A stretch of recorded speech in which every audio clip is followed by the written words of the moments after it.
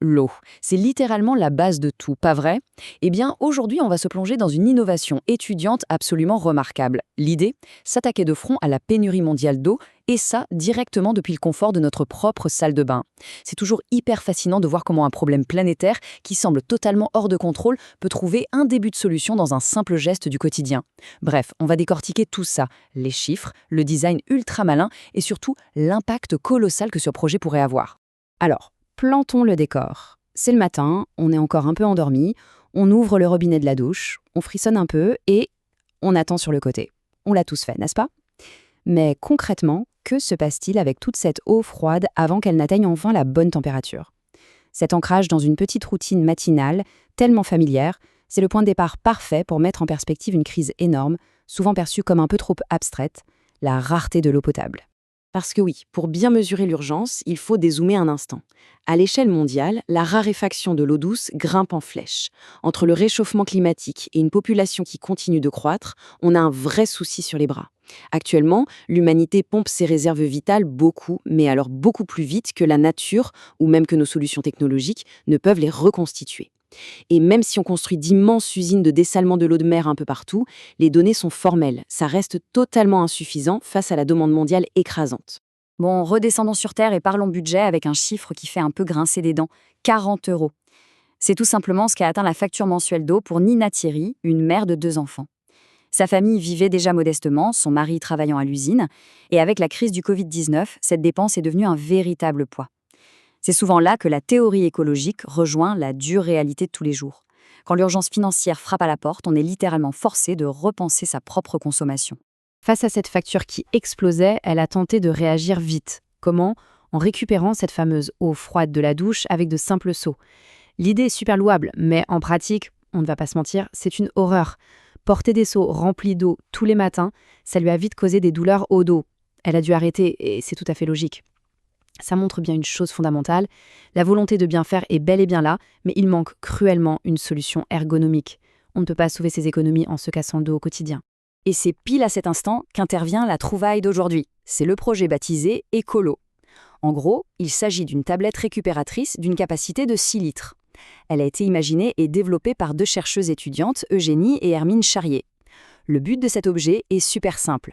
Capturer cette eau froide de la douche sans qu'on ait le moindre effort physique à faire, juste avant qu'elle n'atteigne cette température parfaite pour notre peau. Ce qui est brillant, c'est que le parcours pour l'utilisateur ne change quasiment pas. Pas besoin de mode d'emploi compliqué. 1. On pose simplement le pommeau de douche sur la tablette à un endroit bien précis. 2. La tablette fait son travail et collecte tranquillement l'eau qui coule. Et 3. On utilise cette eau pour autre chose. Pour donner un ordre d'idée, une chasse d'eau classique, ça consomme environ 3 litres. Vu que l'appareil peut en stocker 6, ça veut dire qu'on sauve facilement la moitié de l'eau qu'un individu gâche habituellement avant sa douche. On s'en sert pour les toilettes, pour arroser ses plantes, bref, c'est hyper modulable. Maintenant, parlons un peu du design, parce qu'on sait tous que pour adopter un nouvel objet chez soi, il faut qu'il soit bien pensé et esthétique. Le prototype a une forme un peu allongée, comme un couteau. Le bas est arrondi et le haut est plat, ce qui est parfait pour y poser son gel douche ou ses produits cosmétiques. Évidemment, c'est fabriqué en plastique recyclé, cohérence écologique oblige. Mais le vrai coup de génie, c'est son système de fixation.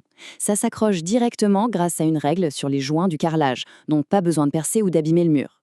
Ajoutez à ça une petite fenêtre transparente pour vérifier le niveau de l'eau et même pour le petit côté confort, une trappe prévue pour glisser une enceinte Bluetooth. Mais au fond, est-ce qu'on est si nombreux à gaspiller? L'équipe du projet s'est posé la question et a lancé une enquête sur environ 70 personnes.